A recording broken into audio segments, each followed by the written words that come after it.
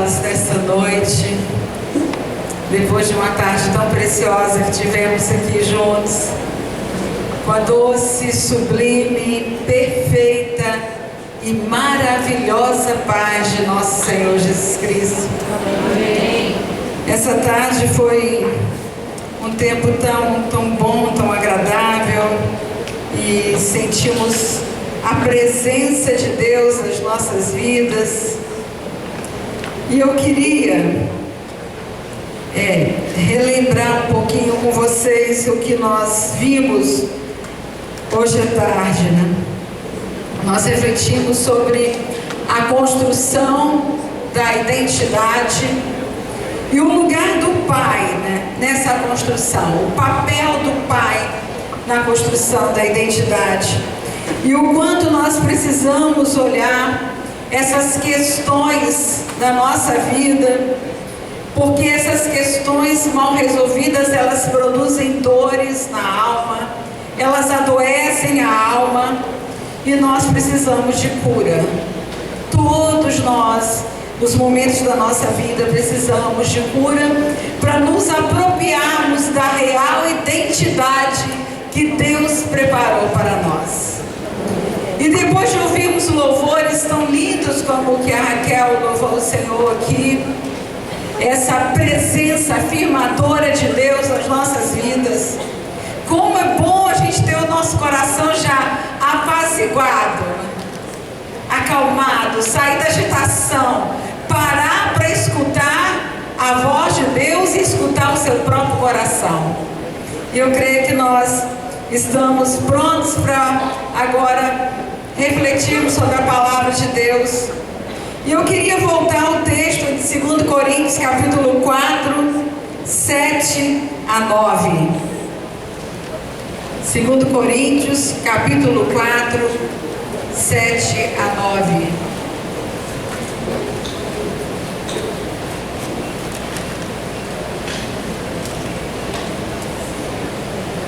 Diz o seguinte: mas temos este tesouro em vasos de barro, para mostrar que este poder que a tudo excede provém de Deus e não de nós. Vasos de barro, mas com tesouro dentro, o tesouro da excelência, do poder de Deus. E aí o apóstolo Paulo traduz para nós o que o nosso coração sente nesse momento, quando ele diz: em tudo somos atribuladas. Eu vou ler no feminino. Em tudo somos atribuladas, porém, o que diz a palavra? Não angustiadas. Não precisamos viver em angústia, mesmo que haja tribulação, porque se a nossa identidade estiver curada e afirmada em Deus, não ficaremos angustiadas. A angústia pode até vir, pode até bater a nossa porta, mas não vamos ficar angustiadas, perplexas, porém não desanimadas. Se a nossa afirmação da nossa identidade estiver em Deus, nós não vamos desanimar, nós vamos continuar apesar das dificuldades. Por quê? Porque o nosso ânimo, a força interior que vem de Deus está em nós, e na força do seu poder nós conseguimos vencer qualquer perseguidos, mas não desamparadas. Mesmo que a perseguição venha, mesmo que o nosso coração se sinta angustiado em muitos momentos, mas não estaremos desamparados. O desamparo é a ausência total de segurança. Então, quando o coração entra em desamparo, a alma fica solitária. Mas quando nós estamos em Cristo, nós não nos sentimos desamparados, abatidos, mas não destruídos. Nada pode nos destruir se o poder do Senhor estiver em nós. Mesmo que venha luta, mesmo que venha dificuldades, nós somos vasos de barro, sim, imperfeitos, com rachaduras, mas o oleiro, aquele oleiro que amassa o barro e que faz um vaso novo, Ele está aqui para cuidar desse vaso nosso, esse vaso tão cheio de imperfeições. Então foi isso que falamos hoje à tarde, né? E agora à noite, eu quero refletir com vocês sobre a construção da feminilidade. Porque para nós lidarmos com essas questões emocionais, que muitas vezes ficam como amarras na nossa vida, que aprisionam a mulher, a sua condição de mulher, aprisionam com emperramentos, aprisionam com dificuldades, a uma condição infantil de imaturidade. E essa condição infantil de imaturidade impede a mulher de crescer, de assumir a sua própria feminilidade, de ser essa mulher, como ouvimos ontem a Débora falando, quando ela disse: eu sou mulher, uma mulher plena, uma mulher adulta, uma mulher madura, uma mulher consciente do seu valor e da importância que tem no reino de Deus, na história. Uma mulher que conhece quem é, não se perde nos atalhos e nos descaminhos da vida. Então, a palavra de Deus nos diz que para a liberdade Cristo nos resgatou. Então Cristo nos libertou, Ele trouxe essa liberdade para nós. Então podemos viver como mulher, segundo o coração de Deus, com o seu valor e com a importância. Mas hoje à tarde também eu falei que a base, onde nós firmamos todos os fundamentos da construção da nossa identidade e também agora da nossa feminilidade, é o amor. Sem amor, a gente morre um pouco a cada dia. Sem amor, a vida fica seca, árida. Sem amor, nós não conseguimos vislumbrar o nosso valor. Porque o amor é a base que nos dá o sentido de pertencimento. Quem nós somos, a quem pertencemos, nosso valor pessoal, nossa segurança interna, nossa autoimagem, autoestima, tudo isso nós precisamos dessa base de amor, né? E aí eu quero convidar o meu esposo para cantar sobre o amor, para trazer para nós uma canção de amor. E essa canção que ele fez para mim e que eu vou partilhar com vocês se chama Verdadeiro Amor.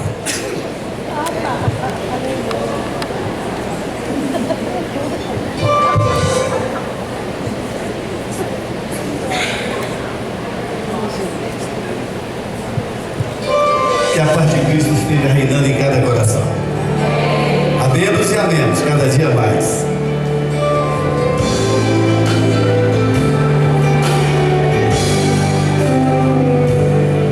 Foi com o passar do tempo que aprendi mais que é o amor. Não foi só com palavras, nem com gesto encantador, mas foi com o teu jeito e aceitar-me como sou. Despertou em minha vida o verdadeiro amor.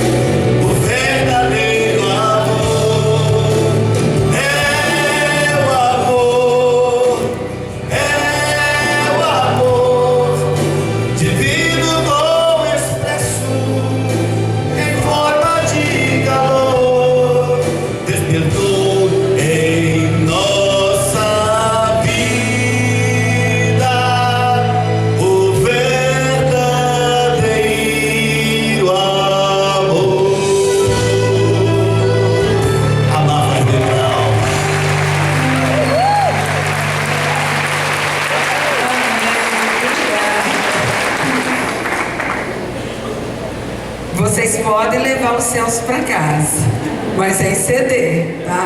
Para ouvir, para ensinar seu marido a cantar sobre o amor, né? Seu namorado. Então você pode levar. Celebrando a vida e fé e razão. Tem o kit Família, uma história de amor, resolvendo o passado para edificar no presente os fundamentos da geração do futuro.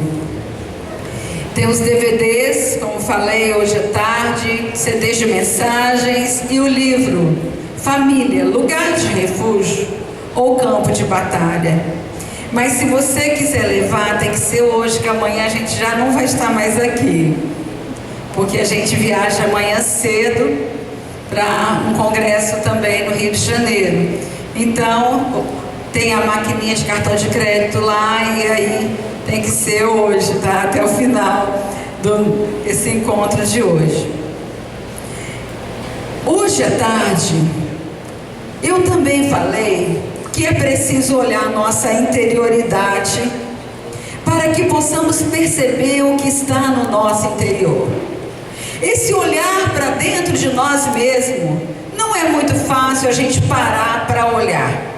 Muitas vezes nós nem queremos saber o que está dentro de nós. Eu me lembro que um dia, conversando sobre isso num treinamento empresarial, e eu falei sobre essa necessidade que precisamos de nos olhar. E eu falei sobre a função do espelho. Quando nós paramos diante do espelho para nos olharmos. E que esse olhar diante do espelho, muitas vezes é um olhar que nós olhamos o cabelo, nós nos maquiamos, passamos batom, olhamos se a roupa está bonita e só. E aí uma moça disse assim para mim: Ilma, eu não gosto de me olhar no espelho nos meus olhos. Eu perguntei, mas por quê? E ela disse, porque eu tenho a sensação que atrás daquele olhar tem uma pessoa que eu não conheço. Como precisamos nos conhecer. Então eu queria usar como metáfora o nosso interior como um jardim interior, para que nós possamos sondar o nosso coração para entender como está o nosso interior. E para isso eu quero usar uma cena de um filme que vi. Talvez muitos de vocês já tenham visto esse filme. É um filme que chama Jardim Secreto. Quantos já viram esse filme? Opa, um bom grupo. Então vocês vão identificar essa cena. É a cena de uma história de uma mulher muito bonita, que ela tinha um lindo jardim e ela cuidava muito bem desse jardim, até que um dia ela estava grávida e ela estava no balanço no jardim, e quando ela começou a balançar, ela cai do balanço e a queda foi fatal. Ela morre. E com aquela morte, aquele marido começou a sair de casa e deixou aquela criança lá, e o jardim foi fechado, e durante muito tempo ele ficou fechado, até que chega uma sobrinha e ela começa a desvendar os mistérios daquela casa e ela descobre o jardim. Então a primeira cena que nós vamos ver agora é a cena da descoberta do jardim fechado, seco, árido. Depois de procurar nesse jardim, tudo seco, tudo fechado, até que a menina andou pelo jardim e encontrou um pequeno broto que estava bem de lá, tapado com mato seco. E quando ela levanta o mato seco, aí ela encontra lá um viço, um pequeno broto com viço. Queridas, a mulher morreu e o jardim foi fechado. Há uma morte subjetiva acontecendo dentro de muitas mulheres, que é a morte da feminilidade. Por tantos percalços da vida, por tantas machucaduras da alma, a feminilidade foi murchando, perdendo sua vitalidade, perdendo seu vício, perdendo o amor. E aí eu me lembro de um dia, quando estava nos Estados Unidos caminhando com uma amiga, e ela olhou aquelas árvores lindas e eu comecei a elogiar, estava começando o outono, e eu disse para ela, mas que lindo é o outono aqui.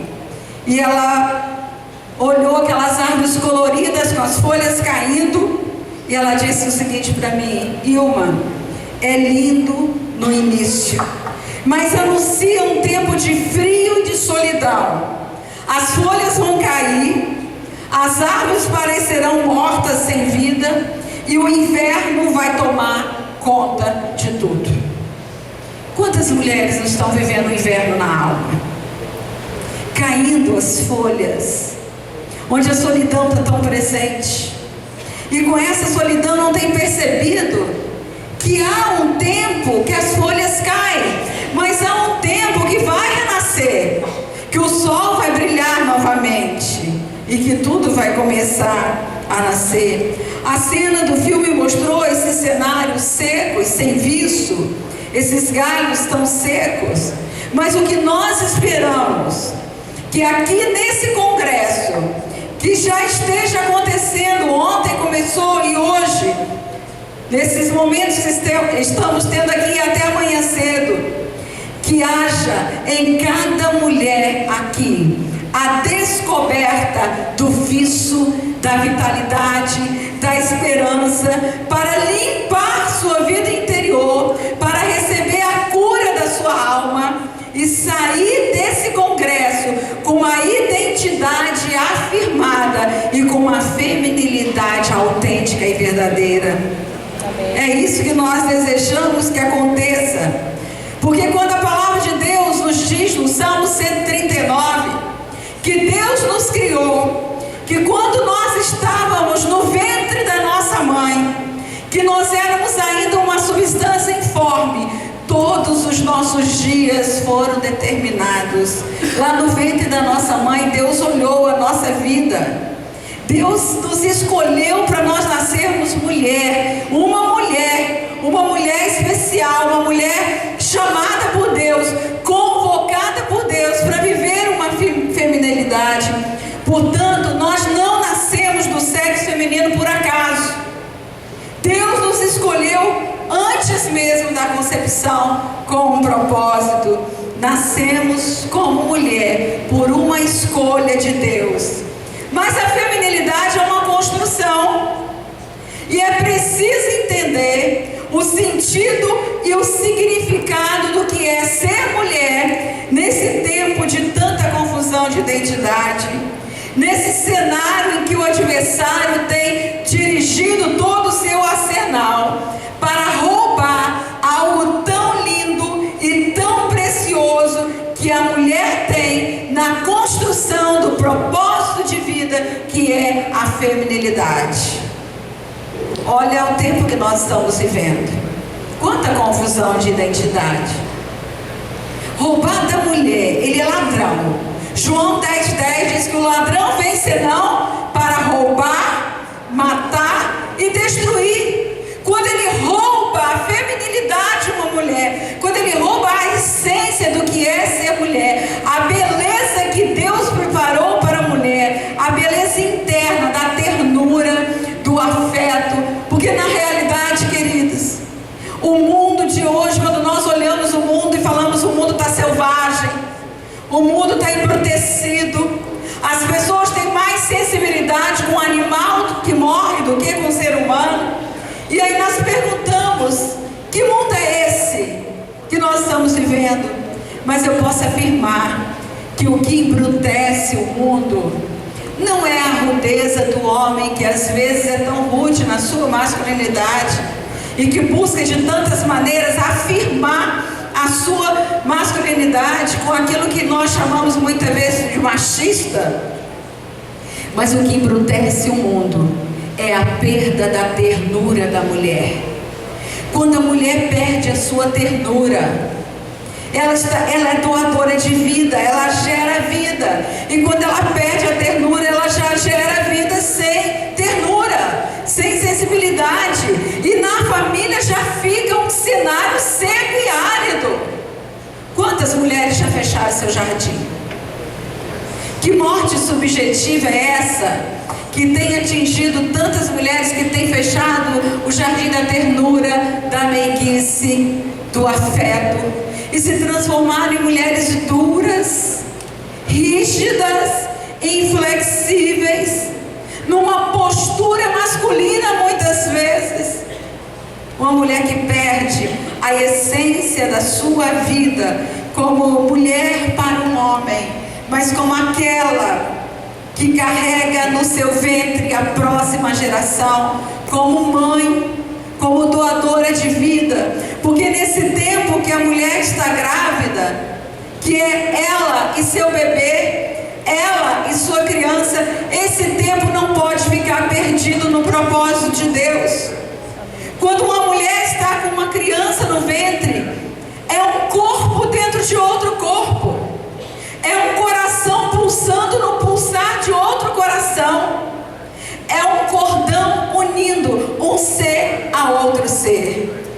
Mas o que a criança recebe quando a mulher está embrutecida, quando a mulher está sem ternura, quando a mulher não transmite para essa criança um vínculo de afeto forte, na construção do vínculo mãe-bebê, na construção do vínculo do apego que se forma dentro do ventre, o que acontece com a próxima geração?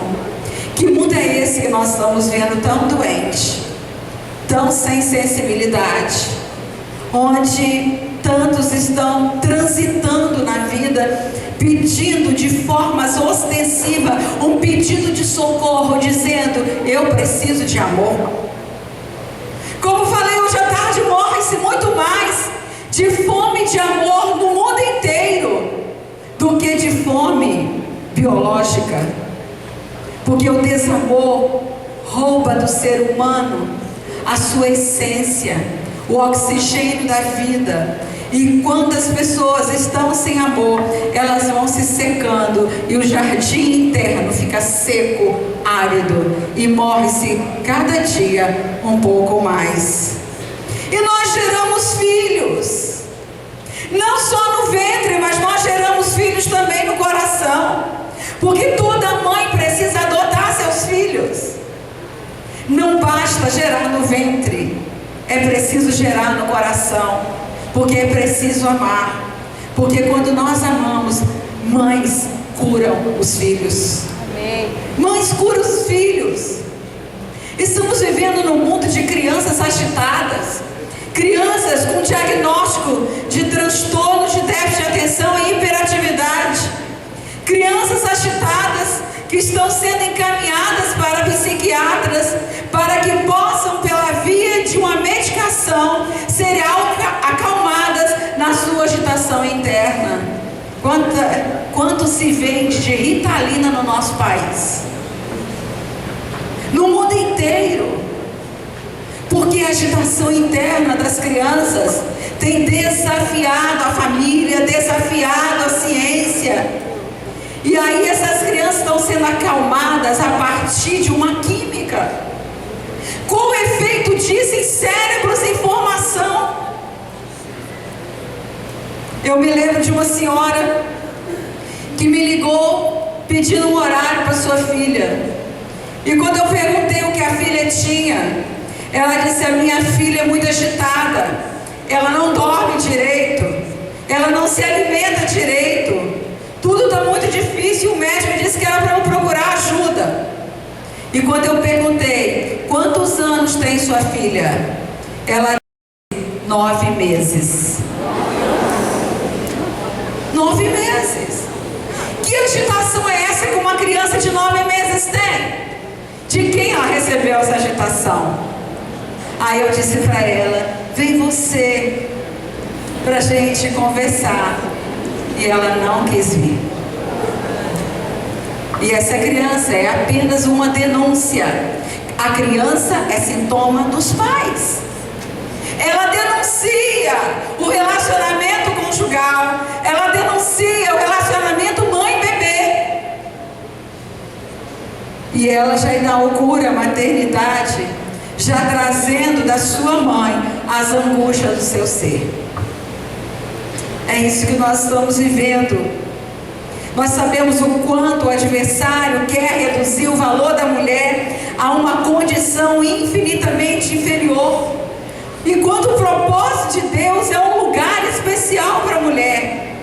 Deus conta conosco como mulheres. Quando Deus nos criou, e hoje à tarde eu falei, Deus não soprou nas narinas de Eva. Ele já tinha soprado a vida em Adão. Ele formou a mulher.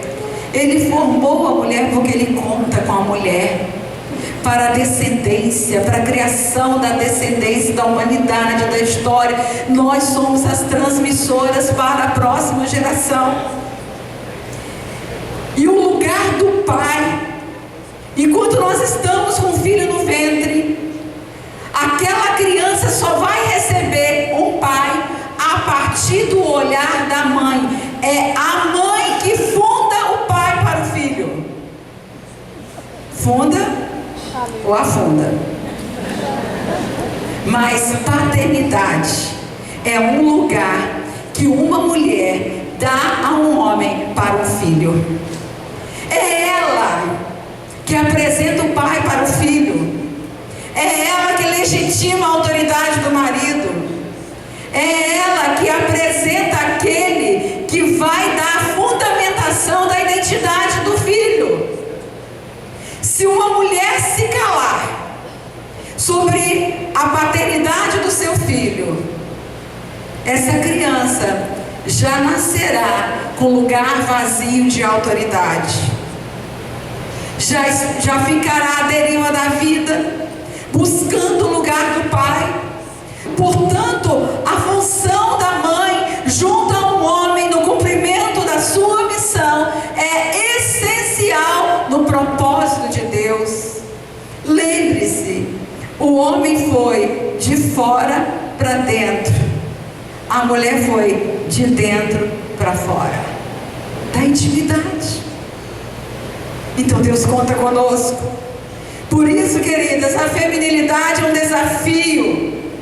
Para além das questões de gênero, a feminilidade é uma construção que se faz na identificação com a mãe, na identidade afirmada pelo pai e no lugar que se ocupa na família. Todo ser humano precisa de um pai e de uma mãe.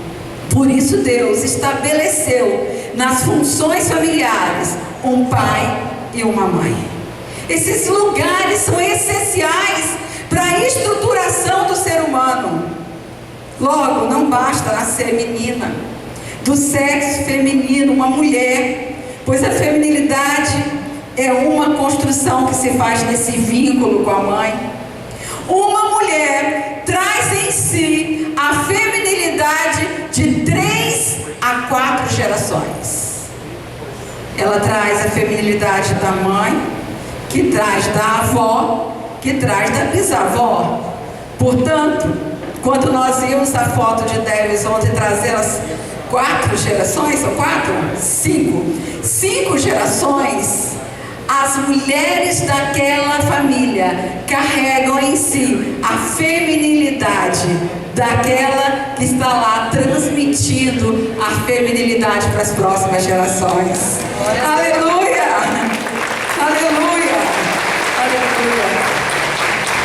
Isso é lindo. Deus fez isso. A mãe que você será amanhã, para vocês solteiras que estão aqui, é a mãe que você tem hoje. Se você não trabalhar as relações doentias, a repetição acontecerá. Portanto, a filha que você é hoje será a filha que você terá amanhã. Pensou nisso? A filha que você é hoje será a filha que você terá amanhã. Ouvindo pessoas há mais de 20 anos, em cada relato que eu vi, é visível as questões relativas a este relacionamento primordial de mãe-bebê, mãe-filho. E hoje, especialmente, que eu quero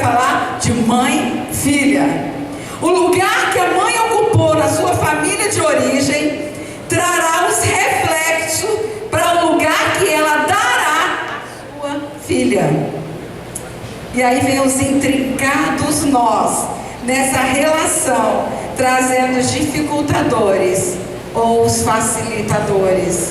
E aí a gente ouve no consultório pessoas dizendo: ah, mas minha mãe não me ama, minha mãe me odeia.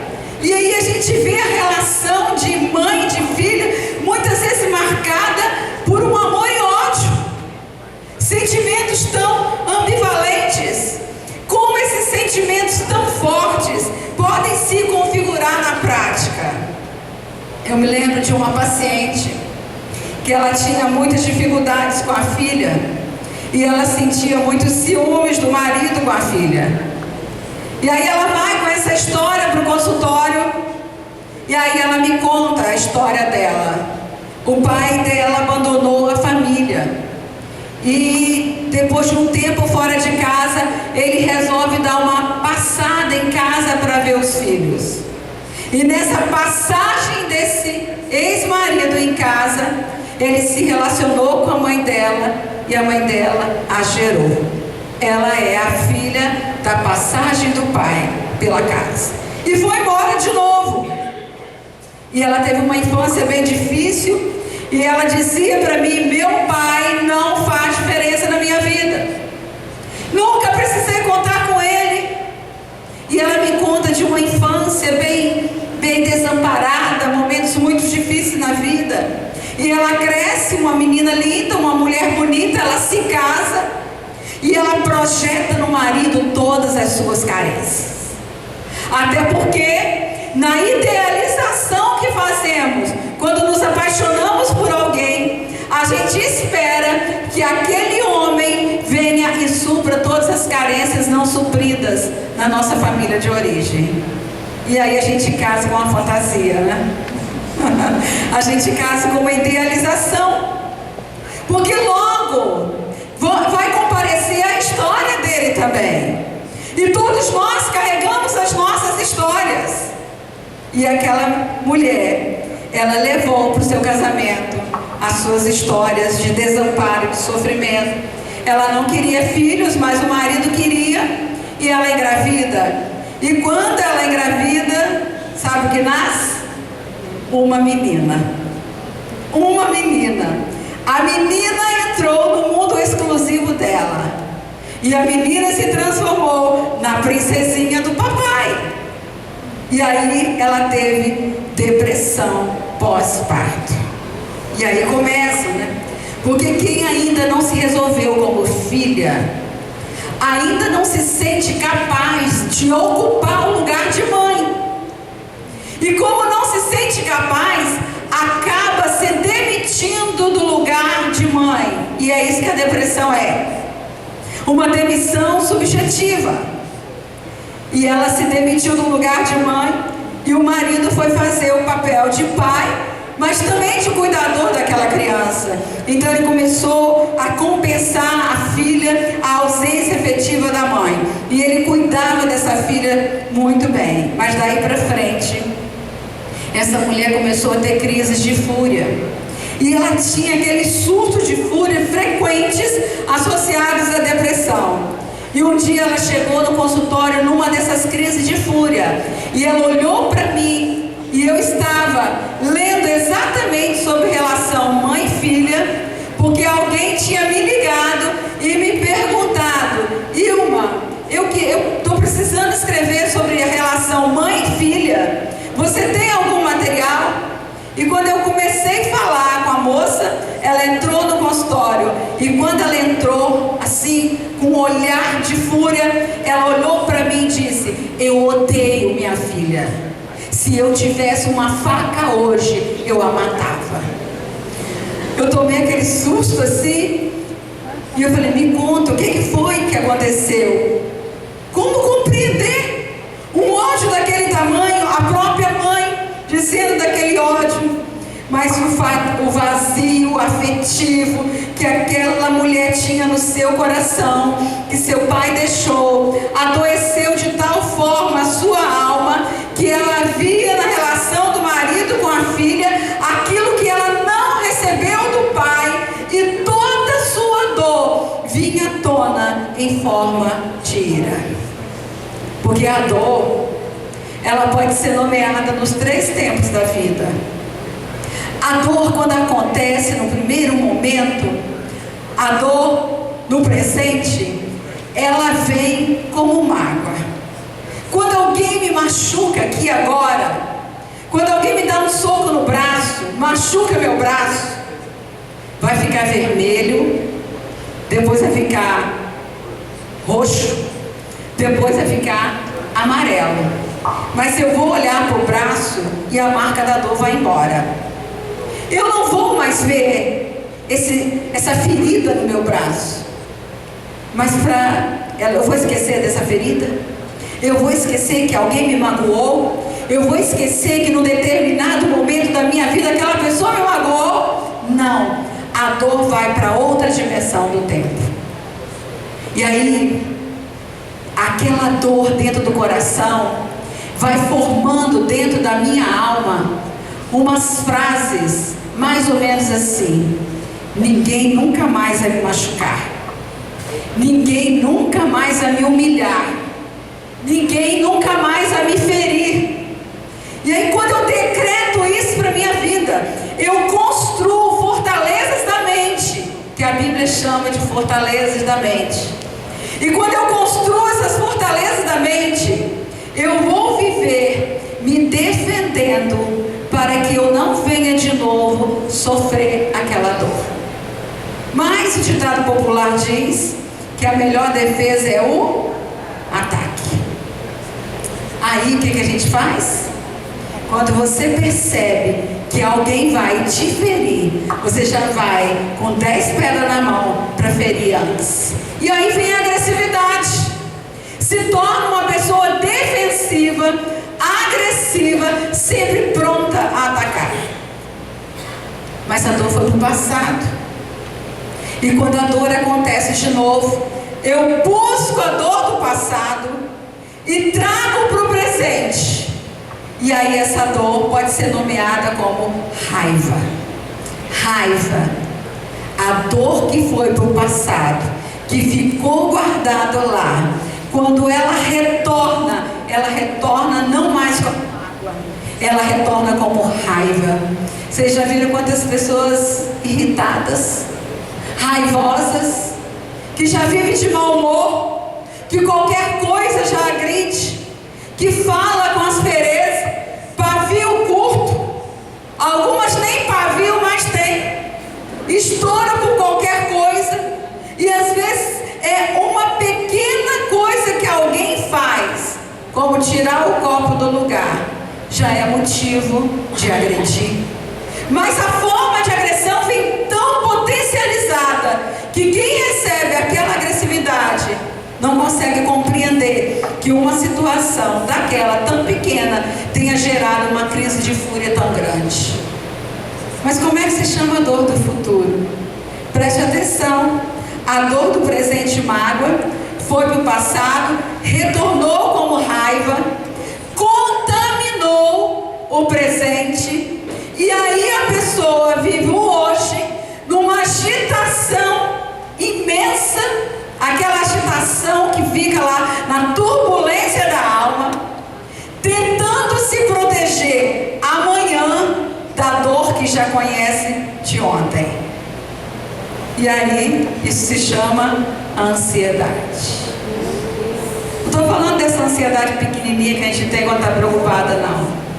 Eu estou falando dessa turbulência na alma, dessa agitação, quando tudo vai bem. Geralmente são pessoas que vieram de lares turbulentos. Quando tudo vai bem, ela não suporta a calmaria, ela não suporta a harmonia, porque a harmonia é desconhecida. A turbulência é o familiar, principalmente filhos de alcoolistas, que tiveram pais alcoólatras. Elas viveram na turbulência, e aí quando está tudo calmo, não suporta. E o que faz? Arranja uma encrenca, faz tempestade em copo d'água. Por quê? Porque está dentro a agitação, muita raiva guardada. E aí, com essa ansiedade potencializada, vai impedindo as possibilidades do presente. Essa é a dor. Quantas psicólogas, psicanalistas, terapeutas tem aqui nesse ambiente? Levanta a mão. Bem alto para eu ver. Uau! Vocês sabem o que é isso, né? Conhece essas turbulências. Que bom, gente. Nós ainda vamos fazer um encontro, né, Felipe? Felipe é psicólogo, de profissionais cristãos, onde nós vamos transmitir um pouco das nossas experiências. Vocês topam? Uau! Yes, né? Vamos fazer sim. Então, toda essa dor, onde começa toda essa dor, gente? Porque quando uma mulher engravida, ela reedita suas questões gravadas desde quando estava no ventre da mãe.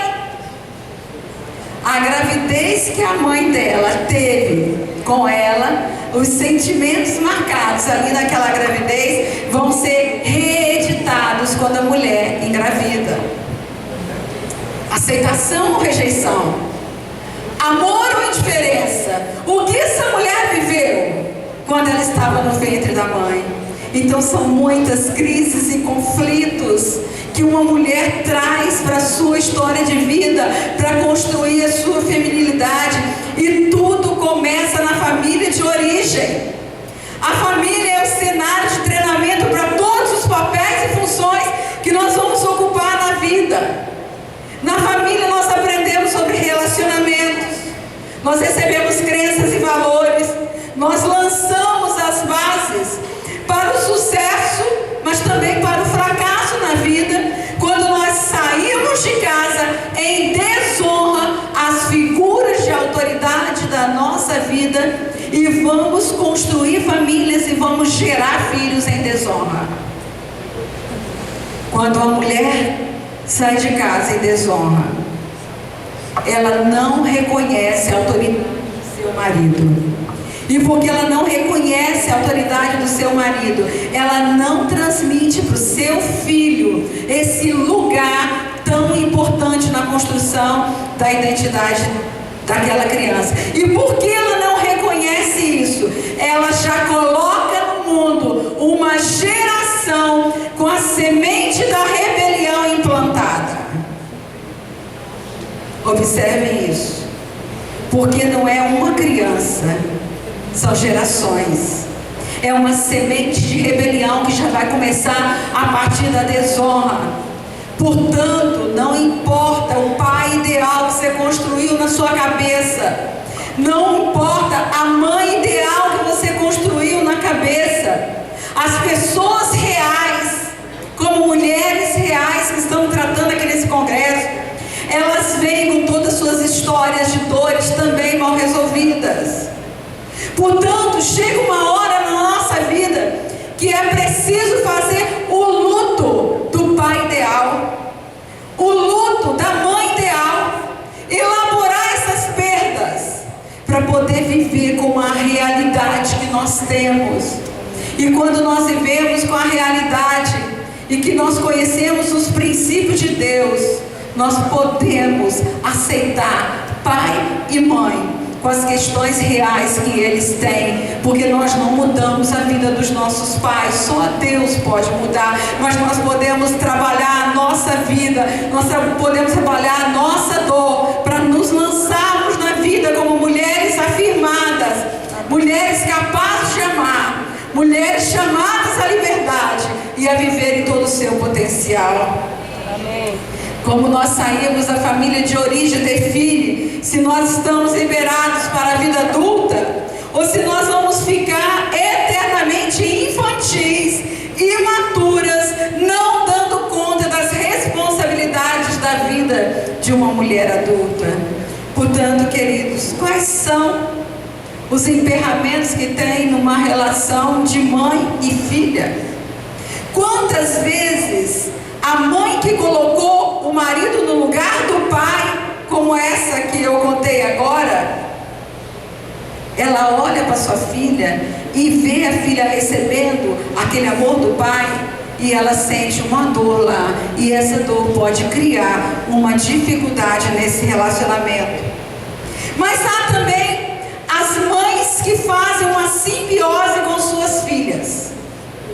vivem grudadas na filha.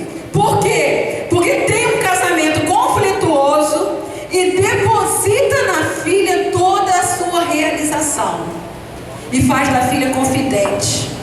Queridos, deixa eu dizer uma coisa: filha não é confidente de mãe, filha não é amiguinha de mãe, não. A mãe, é amiga, respeita, ama, mas não amiguinha. Há um interdito, há uma autoridade entre mãe e filha que precisa desse corte. Quem interdita isso é o pai. Mas muitas vezes esse pai está tão enfraquecido que ele já não faz mais essa separação. E aí a filha fica ali grudada na mãe. Eu me lembro de uma história que o pai trabalhava fora e a mãe colocava a filha na sua cama no lugar do pai. E desde criança essa menina começou a dormir junto com a mãe. Foi crescendo. Cada vez que o pai vinha para casa, aquela filha amava o pai, mas tinha uma dificuldade com o pai, porque ele vinha tirar o seu lugar. E aí quando o pai e a mãe brigavam, e o pai chegava e brigava, e nas brigas ela dizia: mãe, cala a boca para a briga acabar. Então ela também tinha autoridade na família. Até que um dia esse pai foi embora de casa de vez. E essa menina se tornou uma adolescente revoltada. E ela começou a culpar a própria mãe pela ausência do pai dentro de casa. E na rebeldia ela sai se relacionando com homens complicados. Homens que não a valorizavam, porque ela estava na mesma condição de ocupar aquele lugar. Quando ela ia com pessoas complicadas, ela tentava compreender um pouco aquele pai complicado que ela tinha, porque a mãe fez uma simbiose com ela e não permitiu esse pai de entrar ali. Quantos aprisionamentos emocionais pode acontecer entre mãe e filha? Eu me lembro de uma moça que ela engravidou muito jovem, e a mãe, com muita raiva daquela gravidez, olhou para ela e disse: você vai morrer de parto. Cruel, né? Ela teve a sua gravidez, mas depois se tornou uma pessoa com síndrome de pânico, uma pessoa agitada, uma pessoa que não tinha paz na alma, que tinha medo de ter uma segunda gravidez. Até que eu comecei a trabalhar com essa moça, e ela foi liberando o perdão para a mãe, foi trabalhando a relação com a mãe, foi se sentindo uma mulher abençoada, conheceu Jesus, recebeu uma nova identidade, e à medida que ela recebeu essa nova identidade, ela pôde engravidar novamente, sem medo, e hoje ela já tem o seu filho nos seus braços. Frases que ficam marcadas para sempre, né? E que vai trazendo todo um conflito interno e impedindo a pessoa de ser feliz. Portanto, queridos, toda essa dor entre filha e mãe precisa ser resolvida. Pode ser que aqui tenha muitas mulheres que estão aqui com suas filhas e que estão ouvindo tudo isso, e já estão trazendo toda essa história familiar, porque na nossa família nós recebemos tudo isso. Mas qual é o plano que está por detrás dessas dificuldades na construção de um relacionamento mãe-filha? Quando o inimigo consegue entrar numa família e destruir os pilares dessa família e atingir o casamento dos pais, ele vai atingindo todos os papéis e todas as funções familiares, e esses lugares vão sendo atingidos com esse adoecimento. O plano de Satanás é nos roubar. Ele sabe que família aponta para a volta de Jesus. Ele sabe que família representa o reino de Deus aqui na terra. E eu creio que o avivamento que antecederá a volta de Jesus, esse avivamento que nós desejamos tanto, esse avivamento que irá cumprir a profecia de Joel no capítulo 2, versículo 28. E nos últimos dias derramarei o meu espírito sobre toda a carne. Vossos filhos e vossas filhas profetizarão, filhos e filhas com a palavra profética na boca. Vossos idosos terão sonhos. Idoso não vai ficar pensando que a vida acabou, não. Idoso vai falar: eu vou ensinar para as jovens mulheres, eu vou ensinar para os homens, para os jovens. E aí essa transmissão geracional, esse conhecimento das experiências da vida vão ser feitos pelos idosos. E vossos jovens terão visão, jovens com visão, jovens que farão diferença na sociedade, na faculdade, no emprego, jovens com visão. Mas esse avivamento, eu creio que esse avivamento que começará na família, se iniciará com a mulher. A mulher reposicionando no seu lugar, a mulher sendo curada nas suas relações primordiais, a mulher que está sendo curada na relação com o seu pai, que está sendo curada na relação com a sua mãe, que está estabelecendo uma base forte para a próxima geração, que conhece os princípios de Deus e obedece a palavra, que sabe a importância das funções familiares estabelecidas por Deus, porque família tem a estrutura do reino de Deus. Deus estabeleceu a família para apontar para o reino de Deus, para o refúgio do Altíssimo, onde a alma encontra descanso e paz. Deus é o nosso refúgio, socorro bem presente na hora da angústia. Portanto, não temeremos. O mundo vai, do jeito que está indo, a gente está vendo. O inimigo tentando roubar a identidade, tentando converter tudo isso num processo de destruição para a família. Mas o nosso Deus está nos dando conhecimento, discernimento, revelação do propósito de Deus que Ele tem para a mulher. Portanto, mulher, uma mulher avivada, uma mulher que conhece o propósito de Deus, uma mulher que dá um lugar de autoridade do seu marido, uma mulher que prepara a próxima geração, que permite que o homem entre ali para dar a identidade para um filho, porque muito feminino é sinal de pouco masculino. A tática de Satanás é menosprezar o lugar do homem. A própria cultura está mostrando isso. Todo mundo lembra do Tarzan, porque a gente pode até dizer de Tarzan Homer Simpson, né, gente? Olha só a transição. Quem era Tarzan? Era um homem da floresta, forte, que as mulheres, que a Jane olhava, que toda a floresta, todos os animais vinham reverenciar. Quem é Homer Simpson? Um banana que compete com os filhos. É isso que o inimigo quer fazer dos homens. Sabe por que ele quer menosprezar o homem? Porque ele começou esse processo lá no Éden. Ele começou lá no Éden, quando ele foi e armou uma estratégia de fazer amizade com a mulher. E ele não chegou de uma vez para enganar. Ele foi sutilmente armando uma estratégia de amizade com a mulher. E naquele momento, o homem que estava ali, que recebeu a autoridade de Deus, naquele momento, quando o homem e a mulher, quando eles pecaram, quando Deus chegou no jardim e que viu que eles não estavam no lugar do encontro, a voz do Senhor ecoou pelo jardim: Adão, onde estás? Convocou Adão para assumir o seu lugar de responsabilidade. E quando Adão e Eva vieram escondidos, eles vieram com dois sentimentos que atingem todas as pessoas que perdem o ponto do encontro com Deus: medo e vergonha. Satanás tira todo medo e toda vergonha para o homem pecar, para a mulher pecar. Depois ele devolve todo o medo e toda a vergonha potencializados para não haver confissão. E aí algumas pessoas, escondidas no medo e na vergonha, não têm coragem de assumir a sua responsabilidade diante de Deus.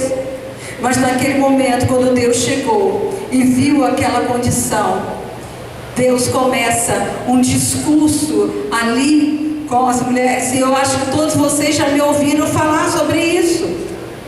Mas quando Deus olhou para a serpente, Deus disse para a serpente: Satanás, porém inimizade entre ti e a mulher.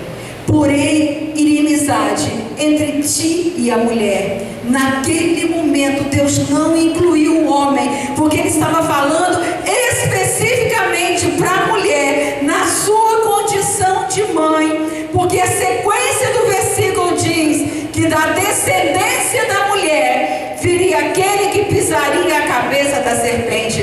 Por inimizade entre ti e a mulher, entre o seu descendente e o teu descendente, este lhe ferirá a cabeça e tu lhe ferirás o calcanhar. Deus estava naquele momento interditando a amizade para proteger o que viria do ventre da mulher. Portanto, quando uma mulher não sabe que quando ela aceita o sistema do mundo, ela se torna inimiga de Deus, ela faz amizade com esse sistema mundano. Porque Jesus disse em João 15: vós sereis meus amigos se fizerdes o que vos mando. A amizade com Deus implica obediência. Agora Tiago diz: todo aquele que se constitui inimigo do mundo, amigo do mundo, constitui-se inimigo de Deus. Quando nós aceitamos o discurso de independência que há nesse mundo hoje, que o discurso é: mulher não precisa de homem. E aí o discurso é: mulher não precisa de homem nem para ter um filho, porque ela vai lá no banco e é fecundada e tem uma criança. Quantas vezes eu ouço esse discurso no consultório? Eu não preciso, eu trabalho, eu crio meu filho, e aí não conhece esse lugar especial que Deus traçou, e nessa independência vai aceitando esse sistema mundano. E quando nós aceitamos esse sistema mundano, nós entramos no campo de fazer amizade com o inimigo. E quando o inimigo ele quis ocupar o lugar de Deus, que ele era Lúcifer, anjo de luz, e quando ele entrou no coração dele a soberba, a arrogância, o orgulho, a autossuficiência, ele disse: eu não preciso de Deus. E quando ele quis assumir o lugar de Deus, ele caiu. Quando a queda aconteceu, ele perdeu a identidade. Ele era Lúcifer, anjo de luz, se transformou em Satanás, príncipe das trevas. O que era luz virou trevas. Portanto, queridos, quando nós entramos nesse campo, nós entramos no campo das trevas, porque Satanás, quando ele caiu, ele inaugurou o caminho da rebelião. E 1 Samuel 15, 23 diz que a rebelião é como o pecado de feitiçaria. Então, quando uma mulher não compreende o lugar do homem, no propósito de Deus, na missão que ele tem na família, ela faz amizade com o inimigo, entra no campo da feitiçaria, e quando ela usurpa essa autoridade, toda autoridade usurpada é amizade com o inimigo. E quando ela usurpa a autoridade e que ela ocupa essa autoridade do homem, nesse momento é a mesma coisa que bater tambor na macumba. Está abrindo a porta para espíritos malignos entrarem na casa e roubarem. Entenda isso, mulher. Hoje é dia de conserto. Hoje é dia de cura. Porque Deus não quer que essas mulheres saiam daqui. Vocês mulheres, nós mulheres, ainda sem compreender esse princípio de Deus, sem compreender este propósito de Deus. Porque Ele quer que aqui se levante guerreiras na oração. Ele quer que aqui se levante mulheres curadas, mulheres que compreendam o seu papel e que estejam dispostas a cooperar com Deus na restauração da família para que o avivamento aconteça. Hoje é o dia de cura. Não podemos mais caminhar com o coração cheio de turbulência, cheio de ira, cheio de raiva, porque essa dor que tantas vezes você sente, que você não consegue mais ter paciência, que só fala aos gritos, que tem sofrido cada dia, que está dependente aí de medicações para te acalmar, toda essa dor é porque o inimigo quer roubar. Mas Deus é o Deus da cura. Deus está aqui, porque quando nós entendemos que o plano de Deus é que a gente tenha uma feminilidade curada, e quando nós compreendemos o plano de Deus ao nos escolher para nascermos nesse mundo do sexo feminino, nascermos como mulher terna, mulher amável, mulher que tem na sua essência um coração doador, porque é impossível que uma mulher que gera não consiga amar. Se uma mulher não amar, ela foi roubada, saqueada na sua essência, porque a essência da mulher é o amor. Portanto, mulher, quais são as dores que você tem vivido na sua história de vida? Como é que está a sua feminilidade? Eu quero pedir o pessoal do louvor para vir aqui para cima. Quais as questões da sua família de origem, na relação com a sua mãe, que tem vindo para roubar da sua vida? Porque sabe o que Deus quer fazer na sua vida? Solta a cena do finalzinho do filme. Olha o que Deus quer fazer na sua vida nessa noite. Quer que você saia daqui nessa noite. O jardim estava seco. Olha agora o que Deus quer fazer.